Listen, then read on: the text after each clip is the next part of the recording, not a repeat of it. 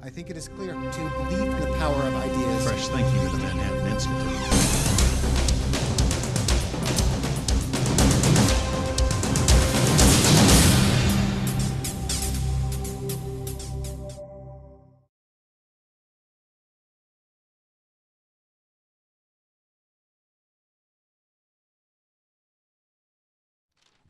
Hi, everyone. I'd like to thank Howard for letting me chair this panel today, and thank our panelists and everyone here to talk about this important topic of mayoral control of urban public schools. I'm very pleased to chair this first and very distinguished panel. So, as Howard said, the focus of this panel is to discuss the experience of mayoral control in larger urban school systems outside of New York and across the country. And we certainly have the right people here to talk about that issue. New York is certainly not the first school system to establish a mayoral control. And we now look to our panelists who are among the nation's leading thinkers and practitioners working with mayoral control across the nation for their thoughts on the issue. So my job here is pretty easy. We're going to follow a very simple structure here. In order to save time, I'm going to go ahead and introduce the panelists. They'll have 10 minutes to provide the remarks, which is going to give us ample time for question and answer, because I believe everyone in this room has something to contribute to this talk. And my introduction is going to be very brief, but if you want more extended biographies of them, they're all available in your conference materials. So first off will be Ken Wong, who's chair of the Education Department at Brown University, where he holds the Annenberg Chair in Education Policy. Much of Ken's work recently is focused on evaluating mayoral control as an education reform, and he's recently published a book on the topic entitled The Education Mayor. Thomas Payzant served as superintendent of the Boston Public Schools from 1995 through 2006.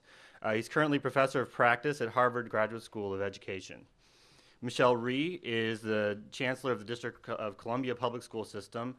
She's also the founder and former president of the New Teacher Project, and is a nationally recognized leader in teacher quality and hiring. And finally, Paul Vallas is the superintendent of the Recovery School District of New Orleans. He also served as superintendent of the Philadelphia and Chicago school systems. So with that, I'd like to go ahead and turn things over to Ken Wong. Okay, great. Do I stand up there? Yeah, okay. That's it. I have Oh, that's great. With 10 minutes. Hi, good morning. I'm very delighted to be here this morning and share with you some observations that I have based on my recent book called The Education Mayor, Improving America's Schools. In addition to that, I've been doing research on this topic for the last 15 years or so when I was on the faculty at University of Chicago when Paul Vallas started back in 1995. But prior to that, a couple of years prior to mayoral takeover in Chicago under Mayor Daley and Paul Vallas, I started looking at urban school systems. And so I was the very, very few researchers around the country at the time who was able to get a baseline information on the institution of urban public school system prior to mayoral takeover in Chicago. And what I found was that, by and large, consistent with what the chancellor was talking about, there has been a blame game going on around the urban school system. So for a long time, the school board would blame the teachers' union. Teachers' union would blame the state legislature, and for all kinds of reasons. And then everybody then would say that the mayor didn't do a good job. And then the mayor would say that, well, I don't have anything to do with it because I didn't have any appointive power and authority. And even though I would love to be held accountable for educational performance, but unless you give me the power, I won't be able to do much to make a difference. So I think Chicago and Boston were actually the very, very first sites where the mayor actually started calling attention to the fact that the buck ultimately has to stop somewhere, and that the mayor in those two systems decided to say that they are willing to take charge and they are willing to take risk. Now, as you recall, a lot of the urban school systems were under tremendous academic crisis as well as financial crisis. In Chicago, for example, prior to mayoral control, over the since 1979, I believe, the system was actually under the control of the state. It's kind of a quasi-state receivership. And they set up the school finance authority, where the governor actually appointed the members and had veto power over the school budget for 15 years. And as a result of mayoral control in Chicago and other systems like Boston, we restore a lot of public confidence. We restore into a new system where the local public and the parents and the taxpayers begin to pay more attention to performance as well as to management. So what I would like to go through very, very quickly is that the first thing we need to think about is that mayoral control is not just centralized authority. That's oftentimes a misperception. That is, mayors don't need more power. They already have a lot more of power. The question is the purpose and the use of that power is really at the issue. And I think the purpose of mayoral control is really to improve alignment of resources to address the pressing issues of academic dysfunction as well as management problem, and at the same time to restore public confidence on public institutions, including public schools. And ultimately, I think mayoral control is really to integrate electoral accountability system-wide with educational performance system-wide. That is because education is such an important policy domain. It affects almost all the household, one way or the other, whether you have children attending public school or independent school or private school. Ultimately, you're part of the tax-paying public. Ultimately, if the labor force is not there up to the expectation, then it's going to affect the well-being of the city as a whole. So mayors, being a citywide office, has the ultimate responsibility and the passion and the interest to really get involved in education. So across the country, we now have about a dozen mayoral control systems, including Boston and Chicago. Those are the early ones. The latest one is actually D.C., and Rhee is handling that right now. And Mayor Fenty actually provide us with a new model of mayoral control, and that is that Mayor Fenty was able to actually streamline accountability quite a bit, but also enhance the operational responsibility quite a bit. So I think Washington, D.C. will really be a new model for us to pay attention in the next few years. And I know that Michelle is going to go into great detail. But across the country, there are two main types of mayoral control. One is what I call fully complete integrated system of mayoral involvement and leadership. And that would be when the mayor have majority control over the school board and have full executive and operational power. Whereas there are some other types of mayoral control that I would consider as hybrid. And Philadelphia and Baltimore are typical examples of hybrid, where the mayor and the governor actually jointly appoint the school board and also jointly select the school superintendent. And the question is, regardless of whether it is a hybrid or whether it is a complete mayoral control, what we found in our study is that, yes, mayoral control does bring about statistically significant positive improvement in elementary reading and math performance over time. That is, we track school performance in all these systems and then compare with comparable urban school systems that are not under mayoral control over a 5-year period. And what we found is that statistically controlling for poverty and racial and ethnic characteristics and special ed characteristics, what we found is that mayoral control systems are progressing at a much faster rate than the rest of the urban school systems. Overall, we look at 104 urban school systems, and that's what we found. And so we are looking at an effect size, for those of you who are interested, of about 0.15 standard deviation as a result of mayoral control. After 2 years, we should be able to see a 0.5 effect size. Now, that's not a small, significant improvement, because what we're talking about is governance redesign. And a lot of my colleagues in the educational community would argue that, well, governance redesign doesn't really improve, doesn't really get into student performance. But what we found is actually quite surprising to us, that indeed it generated a statistically significant effect. So having said that, we also see that over time, there seems to be some very interesting phenomena. One is that both the lowest performing schools as well as the highest performing schools are progressing much faster than the district-wide average within these mayoral control systems. And that is related to what the Chancellor just talked about as well. That is on the last slide where he showed us that about 2/3 of all the parents across all racial income groups seems to be satisfied with the way the things are improving. And so that's exactly what we found, is that in the lowest performing 10%, the bottom 10% of the schools and the bottom 25% of the schools, they are actually making significant progress, as well as the highest performing school.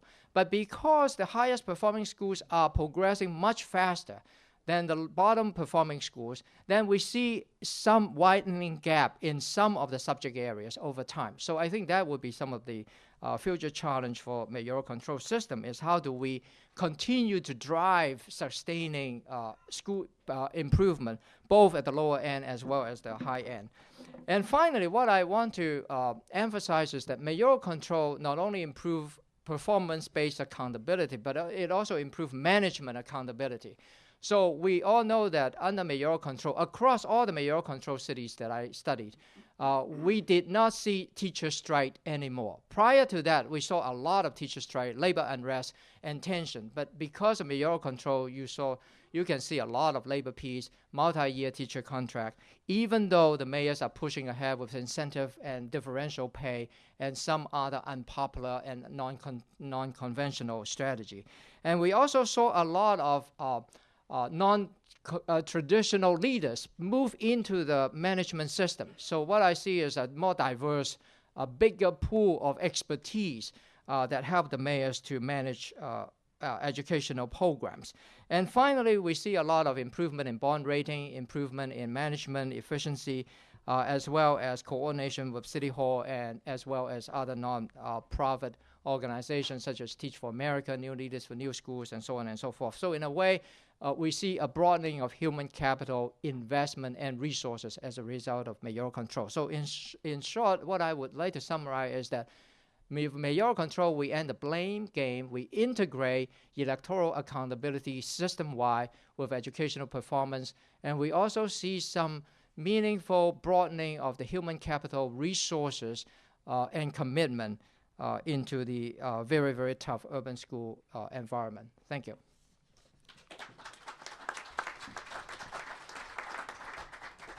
Hey, thanks, Ken. We'll go ahead and Thomas Payzant. Good morning. Context first. Boston. I started in '95 as superintendent there. At that time, there were 62,000 students, grew to 64,000 with the bubble over the next 4 or 5 years, and then has declined since around 99, 2000 to 57,000 today. In that period of time, about 4,200 students went out to Boston charter schools. In Massachusetts, the state issues the charter. There are no in-district charters, as there are in some places, and no direct involvement with the charter schools except sending money. However, there are 20 pilot schools inside of Boston which are like in-district charters, which are the result of a union school department agreement that was reached the year before I arrived, which was a wonderful opportunity. The demographics: 42% black, 35% Hispanic Latino, 9% Asian, 4% white. 76% of the children are on free or reduced price lunch. Mayoral control, the history, quickly. Ray Flynn in 1989 pushed for a referendum in the city. Only 32% of the voters turned out, but the result was 50.8% voted for mayoral control and 49.2% said no. It took him a while to get that organized, and when I use the word school committee in Massachusetts, the school boards are called school committees. Anyway, fast forward to 1993, Bill Clinton appointed Ray Flynn as ambassador to the Vatican. Tom Menino was the president of the city council and served as deputy mayor. He then went into that role when Ray left, and there was a special election, hotly contested, which he barely won. And now he is in the third year of his fourth term, and who knows, he may run again in 2009 for what would be the first ever fifth-term mayor if he were to run and be elected. There was a sunset provision in that early referendum. So in 1996, a year after I arrived, there was a referendum in Boston on whether people would agree to continue with the mayoral control or move back to the elected school committee. Fortunately, big campaign, 54% said we don't want to return, and that means that mayoral control is still in effect in Boston. But interestingly enough, in that election, 68% of the registered voters came out and voted. It's a strong mayor, weak council form of government. The council has 13 members, 9 from districts and 4 at large. Interesting, in the elected city council, through most of my tenure, there were only 3 or 4 of the 13 were people of color. Now the Boston School Committee has 4 blacks, 2 Hispanics, and 1 white member. The chair of the school committee for my last 8 years was the same person, and that was huge. So, in Boston, the superintendent serves on the mayor's cabinet, and Tom Menino really ran as the education mayor. And he does walk the talk. I don't think there's another big city mayor that has this kind of a record, though, and it's an important, not just an isolated observation. His 2 children graduated from the Boston Public Schools. He now has 6 grandchildren. 5 of them are school age. They're all in the Boston Public Schools and not all in the same school.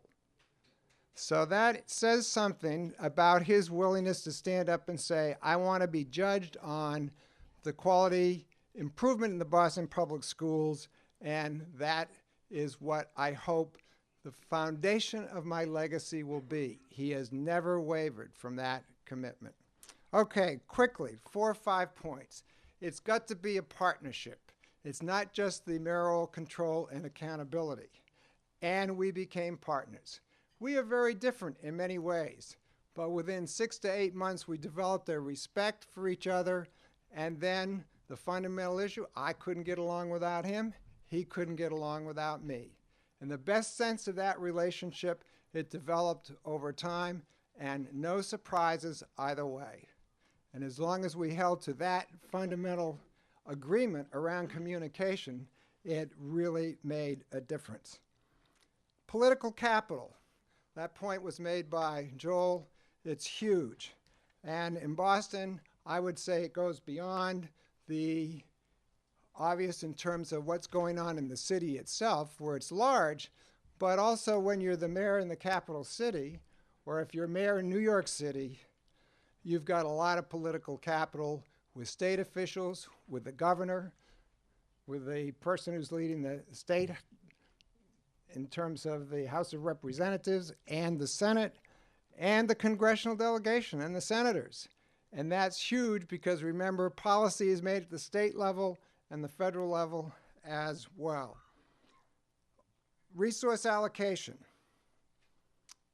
huge. 35% of the city budget in Boston goes to the public schools. The city council has to approve the appropriation for the budget, but it can't go into the line items and make shifts in the line items. Is there some wheeling and dealing? And was I expected to do my part in the wheeling and dealing? Spent a lot of time at city council. City council in Boston doesn't like the appointed school committee because they don't think it pays attention to the needs of constituents. So every major education issue that comes up, guess what? The city council calls a public hearing, and I spent a lot of time at hearings in the city council around education issues because the TV cameras are on and they can watch. But the political capital is huge. The State of the City address every year had something about education. as one of the primary messages, and that made a difference. The last couple of points. First of all, the continuity of leadership. I have to come to full disclosure here. I've been a superintendent in 5 different districts, 3 big urbans, Oklahoma City, San Diego, and Boston. In San Diego, I had an elected board, 5 members. I was in San Diego 10 years and 8 months. I was in Boston 10 years and 9 months. San Diego was the early 80s to the early 90s. That 5-member elected board didn't completely turn over until I'd been there 7 years. And in those days, no longer the case, but in those years in the 80s, the only time a seat opened up is when an incumbent decided not to run. So they came on with a new member 1 at a time. And the other 4 did a great deal to socialize the new person. The union had a big campaign in San Diego and got their member elected 18 months before I left.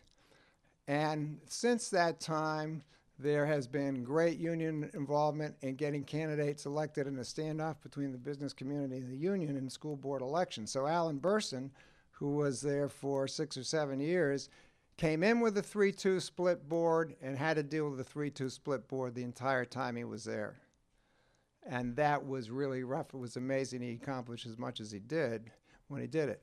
But in the 80s, I had an elected board. It was continuity of leadership on the governance side, which allowed for continuity of leadership on the executive side if there is the right fit. And I have to underscore the right fit. If Tom Menino, in one of those terms, in his 2nd term, his 3rd term, his 4th term election, had not gotten elected, and a new mayor had come in who said, Boston Public Schools, been there, done that, this is all about public safety and other city services. That's going to be my legacy. That's the quid pro quo and the risk. We shared the goals, and that was important. Final thing I'd like to say is I'm a standards-based reform person in this sentence. Be very clear about what students should learn, provide them with access to good quality materials that will allow them access to knowledge along with their teachers, provide teachers support because the quality of instruction in the classroom is the most important variable affecting student achievement that the schools control, and get the best leaders in the schools that you can have. 2 things that happened in 1993 in Massachusetts. Superintendents were given control over personnel. Don't have to go to school committees anymore to get approval of who gets appointed. Huge. Principals were taken out of collective bargaining. Huge. Principals in Massachusetts serve on 3-year contracts which are controlled by the superintendent.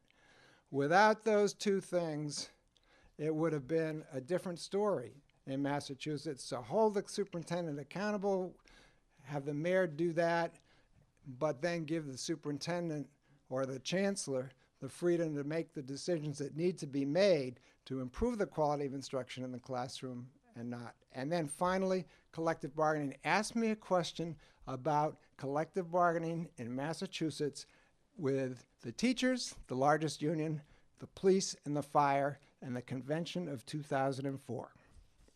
It's another story. Very interesting about the dynamics of mayoral control. Thanks very much, Tom. Michelle Rhee.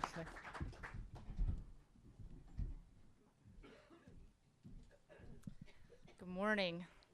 I think that all of the proponents out there for mayoral control were given significant pause with my appointment about 9 months ago. And I think the general consensus around the country was, holy crap, what is Adrian Fenty thinking?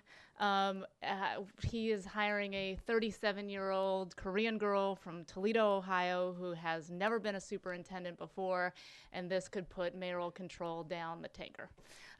So I think that if all you do is sort of read the newspapers and watch the television, you might well think that I am nuts. But I will spend a little time today sort of talking about where we're going and why. But more importantly, sort of around the mayoral control piece. And starting with the fact that, I mean, I think that mayoral control is incredibly important because without mayoral control, somebody like me is never going to be leading a school district. Bottom line, first of all, is that if you have to get the buy-in of the teachers' unions and 62 community groups and the city council and everyone else, you're never going to get someone like me through that process, period.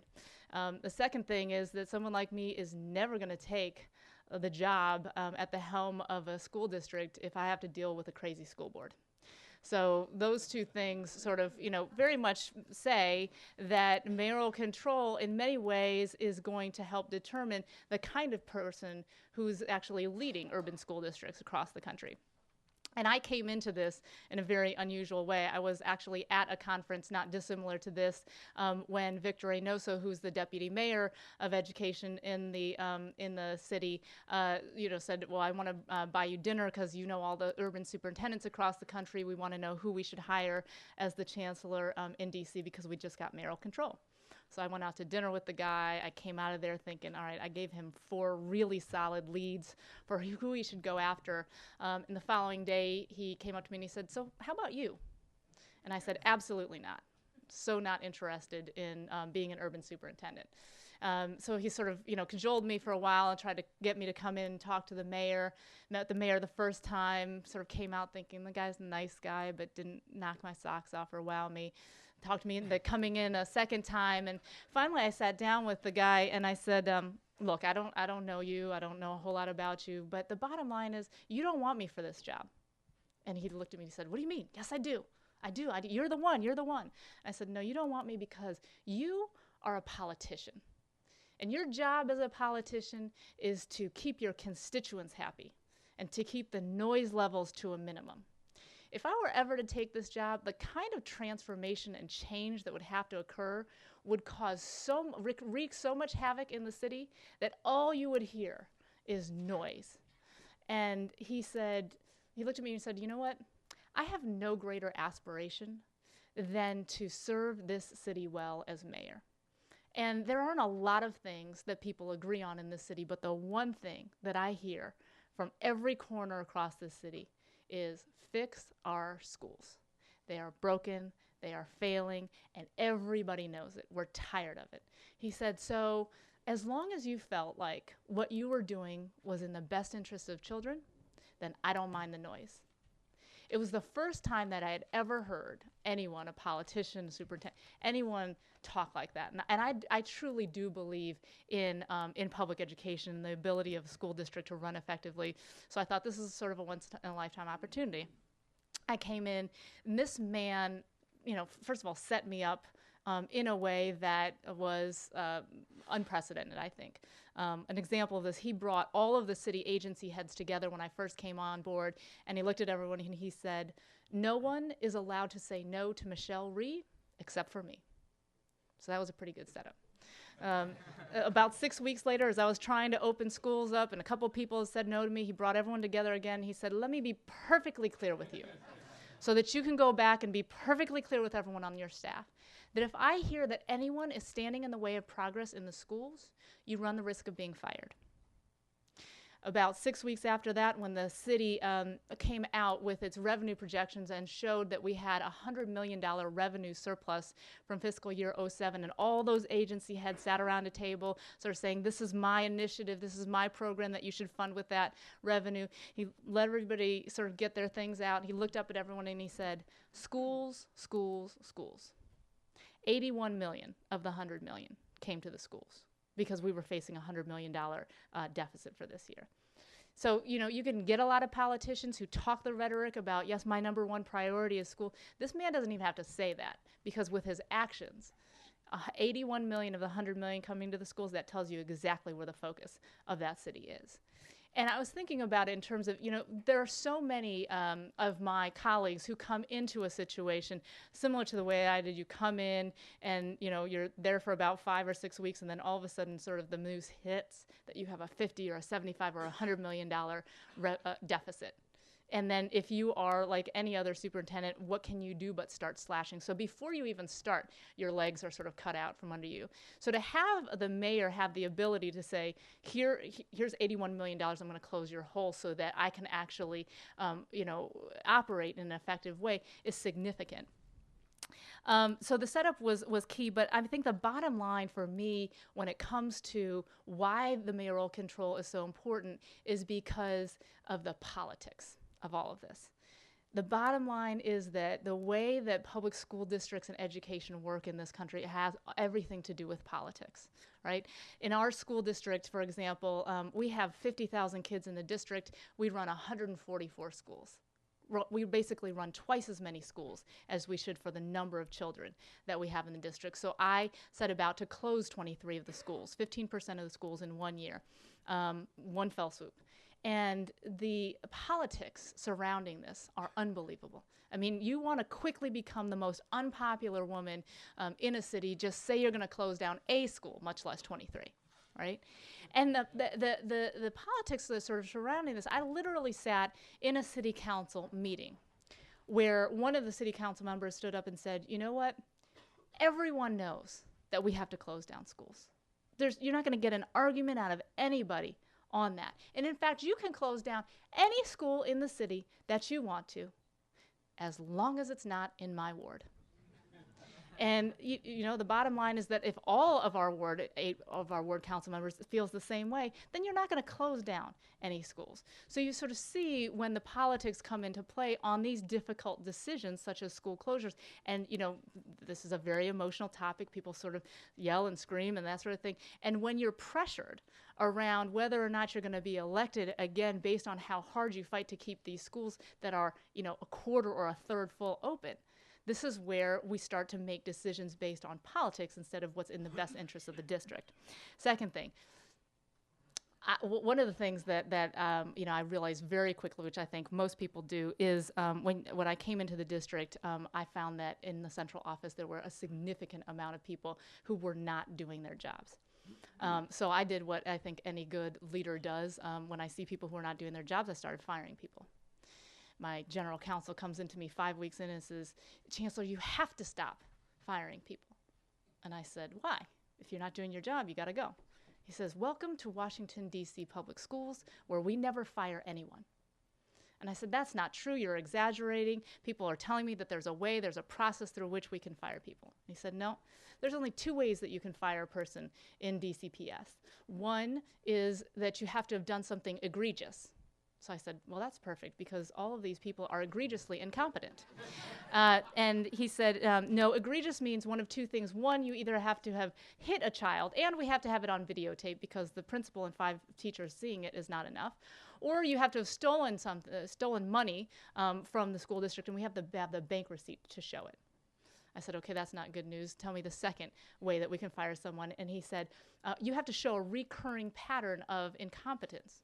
And I said, well, these people didn't become incompetent the minute I walked in the door. We ought to easily be able to show people that, they have been ineffective for some time. And he said, no, what you don't understand is that for 5 years, no one in the central office has received a performance evaluation. And in order to show a recurring pattern legally, you have to show that in their performance evaluation. So we can't show that. So I said, okay, so tell me then what are we going to do with these people? And he said, well, typically what we do is we send them back down to the schools. I said, I'm trying to get these people away from children, not closer to them. So we introduced legislation to the city council that would allow us to make central office employees at-will employees. Now, you would have thought that this was the craziest thing that had ever happened, the firestorm that this caused in the city. And the conversations around this is not fair, this is not right, and all of these things were incredibly interesting to me because the bottom line is all of the conversations were about job security and adults and sort of, job training. None of the conversations were about children and schools and student achievement. So my time is up. So the bottom line is, and I'm happy to take questions, is that what I believe mayoral control does is it finally allows the dynamic in this city to shift so that we are putting aside the rights and privileges and priorities of adults and we are finally able to put the best interests of children at the forefront. Thanks. Finally, Paul Vallas. Well, good morning, everyone. Congratulations. Great to see Tom. And, of course, Ken has been researching my schools for many, many years, so he can give you some results on Chicago and Philadelphia. If you don't want my best case charts and statistics, Ken can always tell you what the real story is. And, of course, Michelle has hit the ground running. I was 41 when Mayor Daley appointed me. I was his budget director. And as you know, in the 1990s, in 1987, the first school reform movement occurred in Chicago, and it was characterized as radical decentralization. So, of course, when suddenly the pendulum swung in the opposite direction, just as extreme, and Mayor Daley was given control of the schools, and then, of course, he appointed his budget director as CEO of the school district. That was not met with a lot of applause among the school reform groups. Of course, I immediately did battle with the school reform groups, and I still have the scars to show for it. Little explanation. Chicago, of course, was a complete mayoral takeover. Daley was given full authority over the schools. He appointed the 5-person board. His chief of staff, Gary Chico, became the board president. Of course, in Philadelphia, Philadelphia was a takeover too, but the governor appointed three members, and of course the mayor appointed 2. And of course, in New Orleans, the Recovery School District, which is actually a district responsible for all the Louisiana failing schools, at least on paper it's supposed to be responsible. We just until recently were managing the majority of the New Orleans schools. We recently were given responsibility for a number of other schools across the state, and we could be getting responsibility, or even additional schools. That, of course, we're an extension state agency, so you can see a pattern developing. I continue to go to work with non-traditional school boards. Let me tell you the thing that these 3 entities had in common, and I think you see a lot of commonalities in Boston and Washington and others. Both were takeover situations. Both were situations where you had a board, be it mayoral control or, for that matter, in Philadelphia, the state takeover. Of course, in New Orleans, the takeover where a governing entity was set up with the primary focus to address the issues of a struggling school district. And the management team that was brought in was always given strong latitude to go in and to effectuate changes. I mean, in 1995, we had the ability to impose a contract on the teachers' union. We did not. We actually negotiated one in 3 years, a 4-year contract. But we had the ability to, we had site selection, certain work rules were suspended, we had broad latitude to go in and to effectuate change. So we were able to use that leverage in negotiating a long-term contract with the teachers' union and all the other unions for purposes of giving us the flexibility that we needed in the classroom to site select principals, site select teachers. We also were given the latitude to privatize all supportive services. I remember my first week in the school district, I actually eliminated 200 positions and had to have 200 people escorted out of the building. So those were interesting times. The same thing in Philadelphia. The School Reform Commission in Philadelphia was given broad latitude. Literally, the union could not strike. In the absence of a contract, one could be imposed, et cetera. So once again, broad latitude. And of course, the Recovery School District, the hurricane in effect eliminated the collective bargaining agreements and contracts. The RSD, in effect, became a brand new school district. So all other agreements and all other relationships and all other mandates were, for all practical purposes, waived. You could build literally a school district from scratch. So whether it's mayoral control or non-mayoral control, when you have a governing entity, whether it's a state takeover or a mayoral control situation, what you have is you have an emergency situation where politics takes a backseat to focusing on the crisis at hand. And of course, Chicago was in crisis in '95, and Philadelphia was in crisis in 2001, and of course, the Recovery School District, or at least New Orleans, clearly is in crisis today. If you look at the research that the Broad Institute has done, and Eli's really focused on the whole issue of school leadership. Obviously, he's been a strong advocate of mayoral control, in part because he feels that it's easier to deal with one person who has broad authority to, in effect, provide you with more resources, to align his political agenda or her political agenda with yours, to rally agency support for your schools and for your undertaking than dealing with these boards that ultimately, if elected, become political and have a tendency to begin to micromanage the superintendent after a period of time. But of course, I lasted 6 years in Chicago and of course 5 years in Philadelphia. And even in the best of circumstances, longevity sometimes takes its toll. I always say that when you become a takeover superintendent, your first 2 years, you're like a demolitions expert. You go in and, people expect you and your management team to defuse the bomb, and they keep their distance. And it's like, how you doing? How you going? They got your back. They're like way back. And then by year 3, when things actually start to improve, there's this perception that it's not as difficult as it seems. At year 4, usually the management team, if they're having success, is getting too much credit. And if they're if they're struggling, they're probably getting too much blame. And then, of course, year 5, I like to say you're chopped liver. So it's at the end of the day, even under the best of circumstances, whether it's mayoral control or a traditional elected school board, longevity is not something that is enhanced by whoever's controlling the board. I, of course, left Chicago after a 6-year period because my general feeling was with my relationship with the mayor. In order to maintain the advantages of control, we have a mayor 100% strongly supporting the superintendent. It was important to give the mayor an opportunity to select another superintendent to bring in.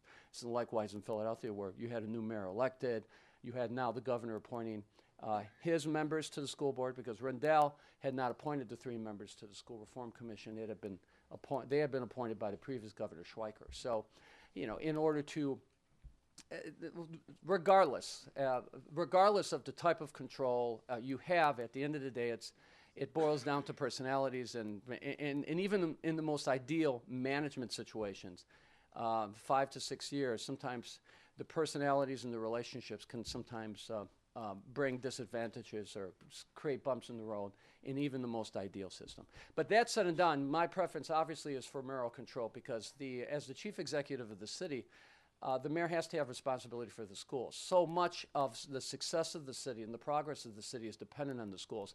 And when you have the mayor in your corner, when you have the mayor at your back, you get more resources. You get the city agencies mobilizing their resources and coordinating their activities to promote the schools and to support the schools. You have the mayor pursuing legislative agendas, be they in Washington or be they at the state level, or for that matter, at the city council level, that incorporates the needs and the concerns and the priorities of the school. So you can't have that.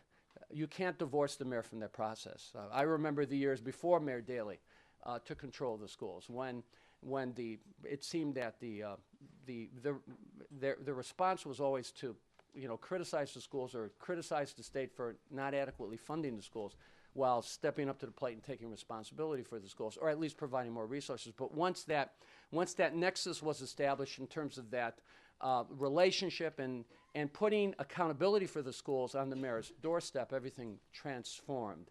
The legislative agenda of the city became the school's agenda, and the city began to concern itself with capital construction and work rules and putting police officers in the schools and improving security. The mayor had all his agencies give the schools top priority when it came to coordinating services and things of this nature. So certainly mayoral control is something that I would prefer, and something that I would strongly endorse. Thank you.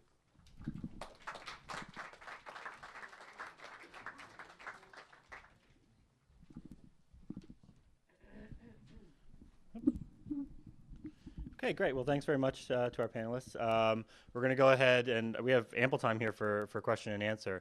I believe people will be walking around with microphones. Let me go ahead. I'm going to take the prerogative of the first question while we get microphones together. I guess, and this is something that Tom hit on in his talk, is almost by definition, the mayors who seek to get mayoral control are reform-minded education mayors. But it's not necessarily the case that that's always going to be the case as more mayors are elected over time. So I guess my question is, to what extent is the positive findings that we might find from mayoral control to do with the actual individual mayor himself? And if it is highly dependent upon the mayor himself, the particular person of him, is this really a sustainable reform over time? So I guess I'll open up to Tom, who kind of hit on this a little bit. I think perhaps the obvious and perhaps too glib an answer is that if you were to talk with parents in Boston, and several have mentioned the importance of, I think it was Ken that started with the public confidence issue, or maybe it was Michelle that talked about the public confidence issue, that it is necessary to find a way to create that public confidence. And I would guess that as a result of Menino's long tenure, people understand his role. And so hopefully there would be some carryover in terms of the expectations of any candidate who is going to run for mayor in Boston, that the work that had been done in the Boston public schools, and I didn't have time to go into the improvements, but Joel did mention them, and if you looked at the data, Boston was right next to New York among those 11 urban districts in terms of its improvement, that they would use that as a strong argument for making sure that the next mayor would be also one who gave high priority to education. No guarantees, but I think that would be part of the contest. I want to make a comment on please, this. Michelle.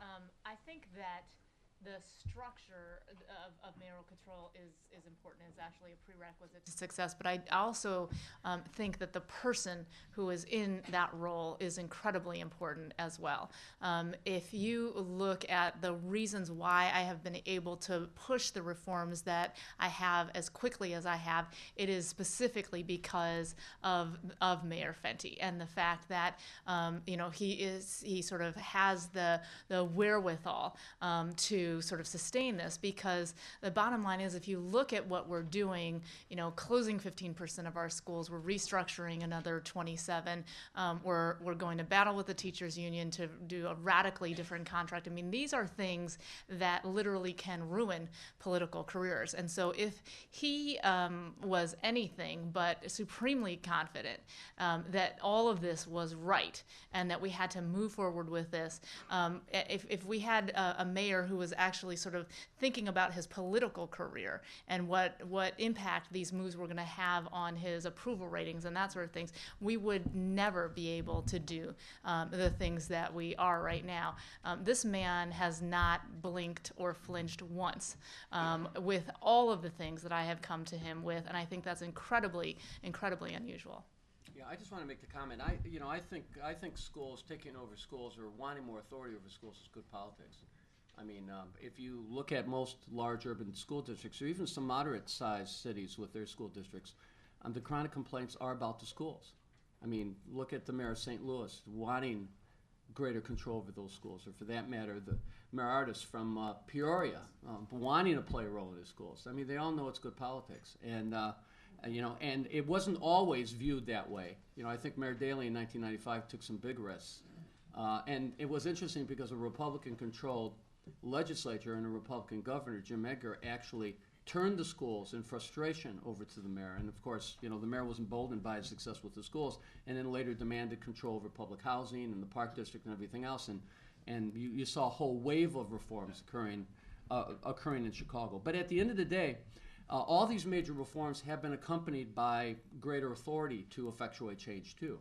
And only speaking from my experience, I know when the mayor was given control over Chicago, he was given greater powers. The powers to have great contracts, the powers to mandate site selection of principals, or for that matter, site selection of teachers. The same thing in Philadelphia. The ability to impose a contract, force the union to come to the table, and to be in a compromising mood. And of course, in the Recovery School District, where there are no prior mandates, there are no prior collective bargaining agreements. So what's critical is having an authority, an entity, or an individual who can insulate the school from politics, but then have the authority, but then have the ability to go in and effectuate change. Because there's been some mayoral takeovers that have not been accompanied by that type of flexibility, that type of authority, and they've ended with a lot of frustration and with mediocre results. Yeah, I just want to add quickly that I think mayoral control really changes the incentive system for the mayors to get more involved in education. We are creating demand. We are really beef up the demand side of the political formula. So in other words, with mayoral control, data will be more transparent, and there will be a lot more conversation. Just look at the editorial board, number of op-eds and commentaries focusing on public education reform in the cities under mayoral control, as compared to all the op-eds and the editorial conversation and the commentary in non-mayoral control system. There you see a lot more discussion, transparency. The fact that we have this conversation right now is really very, very significant. So I think the incentive for the mayor is to really be held accountable. And so regardless of who the mayor is in the future, if we have this incentive system in place, the mayor is going to pay more attention. The second point I want to make is that we want to differentiate between two types of charisma that Max Weber talked about. One is individual charisma. All these mayors, very charismatic. But at the same time, we also need to think about office charisma. There's the fact that there's a publicly elected citywide office, just like the presidency, regardless of who the president is. There's the White House. People do pay respect to the presidency as an office. So in other words, the city office of the mayor as a whole, I mean, it's going to garner a lot of attention. So if we keep this mayoral control in place, there will be a lot of conversation on how do you make it the checks and balances, how do you make it work for the particular context of the city. Maybe the public advocates would work in the city of New York, maybe the nominating commission would work in the city of Providence, maybe there are some other accountability and checks and balances that work in other systems. Great. Here in front. She's on her way. I think most of us are convinced that mayorality control is very important to give you people who are basically the superintendents and the chancellors the backing to get the job done. My question is, now that you have the backing, how important do you think the pedagogy, the curriculum is to how children learn? And I'd be interested in your views as to whole language method of teaching reading.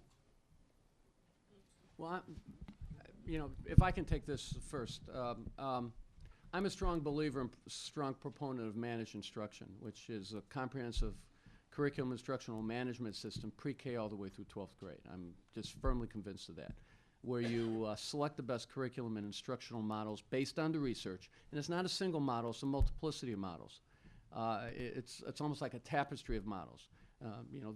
The best reading, primary grade reading curriculum, the best middle grades math curriculum, the best. They didn't have standardized high school curriculum, so I contracted out to bring contractors in to develop the curriculum, the best intervention curriculum, the best AP honors advanced placement, so on and so forth. And that managed instructional program needs to use data to help teachers, to help drive instruction for two reasons. One is to evaluate and assess how the children are progressing so you can make adjustments. And the second is to evaluate teachers, because when you have a managed instructional system and you're doing benchmarking, and I always like to say, people go, oh my God, benchmarking, you're doing benchmark testing in the high schools? I said, they're like quizzes. There's nothing new under the sun. Just pretend that they're quizzes. They're just a little more sophisticated, and it's, but the having a data-driven instructional system, standardizing the curriculum instructional models, aligning the curriculum instructional models at every grade level, having the type of managed instruction so that the teachers and the principals and the administrators obviously can have the data so that they can evaluate and assess progress, so they can determine where intervention is needed and where enrichment and more acceleration is needed, et cetera. And so that you can identify those teachers that are deficient for purposes of helping them and those teachers that are incompetent for purposes of making changes. I mean, those type of things are critically are absolutely critical. And of course, it's you need a curriculum that's phonics based, obviously. Let me also point out that you also need curriculum instructional models that do not shortchange math. And what I've tried to do at every level is give math almost as much attention as language arts, which is why Ken can point out the dramatic success we've had because a lot of times when you see schools improving, the math scores will move much faster than the reading scores because there are fewer cultural or linguistic or whatever obstacles to the mastery of obviously mathematics than it is language arts. But the challenge for reform superintendents or even their mayors is trying to balance this embrace of managed instruction with this desire to provide more autonomy or local control. Of course, in Philadelphia and in New Orleans, half the schools are charters and recovery school district authorized charters. And of course, in Philadelphia, one third of the children were educated in either charters or privately managed schools. And there, what we would try to do is, obviously, anyone receiving a charter would have to adhere to very, very specific and very rigid qualification standards. They'd have to use a standardized curriculum that was aligned to the standards, et cetera, but they would not be required to use the managed instructional program that the district had, although we would make the managed instructional program available. And what was interesting in Philadelphia is most of the private providers actually used the district's managed instructional program as opposed to their own. But I think managed instruction, if you look at the work that Ken has done, the research that Ken has done, and if you look at some really outstanding work done by Katie Hathcock and Education Trust, it makes a strong case that a comprehensive managed instructional program with intensive professional development and continual monitoring is a critical component of success in districts that have experienced healthy increases in test scores.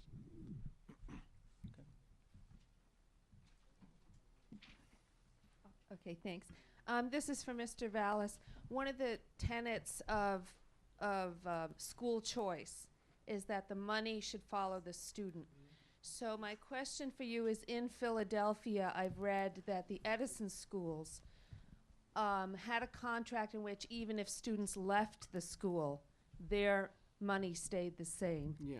And then just one question about New Orleans, because I just saw a John Merrow piece in which you said you're going to, for the at-risk high school students, put them all into private hands, basically, privatize the education they will be getting. What will that look like? And just why is mayoral control throughout the country?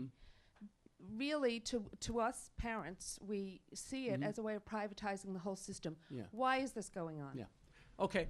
Well, let me try to take this real quick. Let me talk about Philadelphia. The money actually did follow the kids. You have to remember the legislature specifically earmarked money for the private managers in Philadelphia. Now, of course, I did not take the job unless I was able to access a good portion of the money for the balance of the schools. So the deal with the legislature was 2/3 of the new money would go to the non-privately managed schools and 1/3 to the privately managed schools. So, of course, the legislature wasn't going to continue to give me that additional money if I was cutting funding for the privately managed schools. And let me also point out that the funding differential between the privately managed schools and the traditional public schools was about $150, because the additional money allowed me to provide very healthy increases in funding for the regular schools. And when I received additional money in other categorical lines, I would obviously focus a lot of those resources or target a lot of those resources. So the funding, so there's this myth that the privately managed schools got significant increases in funding than the public schools, and it just didn't happen. 2/3 of the new money that the legislature allocated for the reforms actually went to the traditional schools. Also, the private managers were given all the worst performing schools. In other words, every single school they received had 80 to 90% of the kids performing in the bottom quartile. And in fact, they had a disproportionate number of middle schools, so that should tell you pretty much. So at the end of the day, the funding was very, very close. Let's talk about alternative schools. Public schools do not do alternative education well. They don't. They don't run disciplinary schools well. They don't run transitional schools well. In fact, they run them horribly. So my approach has always been to seek out the best alternative school providers. And they're out there, not only for-profits, but not-for-profits and charter providers, and to bring them in to take over and to run the alternative schools. We are just horrible at alternative education. Maybe it's because it's never been our primary responsibility. So my goal in New Orleans, where 85% of the children are in Tier 2 and Tier 3, meaning they're a year and a half, 2 years or more below grade level, and where the majority of the children are at least 1 year over age, and a disproportionate number are 2 years or more over age. Imagine 17-year-old 8th graders and 16-year-old 7th graders, and many kids who were behind before the hurricane who have now been out of school for an additional year. So even if they're returning to school, they are now 2 to 3 years older than their classmates, and sometimes you have 8th graders reading at the 1st or 2nd grade reading level. You have got to find the right placement for students that age. So we're not only privatizing the disciplinary schools, so to speak, or the alternative schools, because I expel no one to the street. If a student violates the zero tolerance policy, I transfer that student to an alternative school. But we're also opening up a network of transition schools for its students that are 2, 3, 4 years older than their grade level and 2 to 3 or more years behind. And again, there are providers out there, national providers, who do a far superior job with that high at-risk population than we do. Okay, go in the back there. Sure. Hi, I guess this is for any of you who would like to take it on.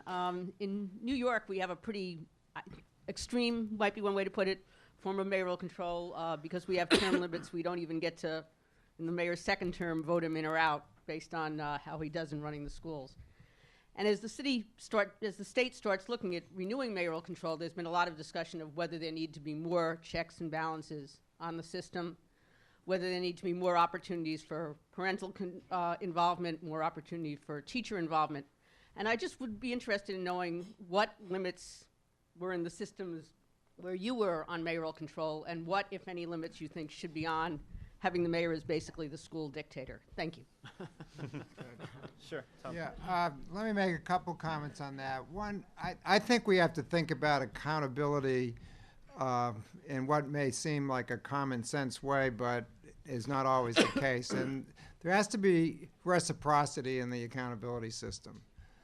And that means that there's got to be, for a set of expectations about what people in schools and school districts and mayors should deliver, and what are the supports that are necessary to help get people there. And that really has to be a major part of the conversation. One of the real pluses for mayoral control is in terms of the resource allocation piece, which is what I mentioned earlier. That doesn't mean in Boston that parents didn't get a chance to weigh in, because remember, there's an appointed school committee. Appointed school committee in Boston still serves as the policy board and has to submit a budget to the mayor, but takes a role in saying what the education budget should be and does the public hearings and the engagement. The other factor is significant choice in Boston. Citywide choice for high schools, now pilot schools within the system, which are choice schools, only 3 geographic regions, and the region you live in, you choose your elementary or K-8 or middle school. So that's a big piece of the parent engagement and support at the local level. Again, on the accountability piece, my view is that there are 2 ways of thinking about it. And I am for choice. I am for competition. The challenge is, do you make your bet on a 4 or 5 year proposal because an interesting group of people put it forward and say, go forward for 4 or 5 years and you better produce by the end of that time or steady improvement throughout, or you won't get renewed? Or do you do it the other way around and say, take demonstrated evidence of schools that are able to run themselves and get really significant improvement for all kids, not just for some, and say, the more you produce the evidence, the more autonomy you will get. I'm not sure there's a right or wrong answer. Perhaps there should be a mix. But at the end of the day, you've got to have either some built-in opportunities for pulling back pilot schools or charter schools midterm if they're not succeeding and shut them down, rather than leave them for 4 or 5 years before their contract is over and say, well, you didn't do the job then, and in the meantime, kids have been in their school for 4 or 5 years. So it's the accountability piece that I think is important. Parents weigh in on that. The mayors own it at the end of the day, and I think that is the way we get at the issue that you're talking about, along with choice. Yeah, I was going to say one thing. I think ultimately the mayor's held politically responsible for the schools. So it's like police and fire. If you're providing good public safety, the mayor gets reelected. If they're not, they should be held accountable. If the mayor doesn't have direct responsibility, then they meddle. In Chicago, despite the fact, and Daley's a titan in Chicago, and he took responsibility for his schools and he did a great job. But by the time we got into year 5 and 6. He wanted to reassert even stronger control over the schools, but nothing that we ever did in the schools interfered with slowed the progress of the schools. There was, when he would always expedite us getting our permits through so we could build schools. We wanted to extend a day. We wanted to intervene in schools, take over schools. He always insulated the schools from the politics. Maybe not sometimes the personal politics, but at the end of the day, there was nothing even in my last years in Chicago that slowed our progress towards reform. Contrast in Philadelphia, where the mayor didn't have direct control over the schools. He had actually control over 2 members. I remember one year I had $800 million in school construction projects sit in the water department for the better part of the year, ready to get permitting.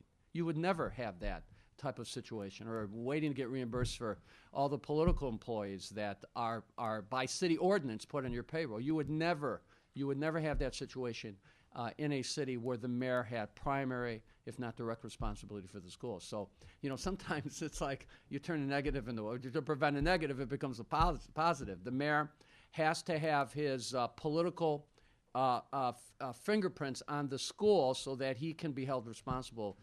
Because the mayors can do, it's not so much what they can do to move schools forward, but a lot of times it's the things that they can do to slow school reform or to meddle in school reform. And you all know this from mayors in the past. When you don't have that responsibility, it's easy for you to criticize or to divide the public even more or to take shots. If you don't have a responsibility, it's really easy to criticize. So sometimes I think giving the mayor a greater stake, a greater direct stake in the management of the schools, turns by removing the negatives of mayor meddling without control and responsibility. I think that in itself is a positive, and and it's something worth supporting.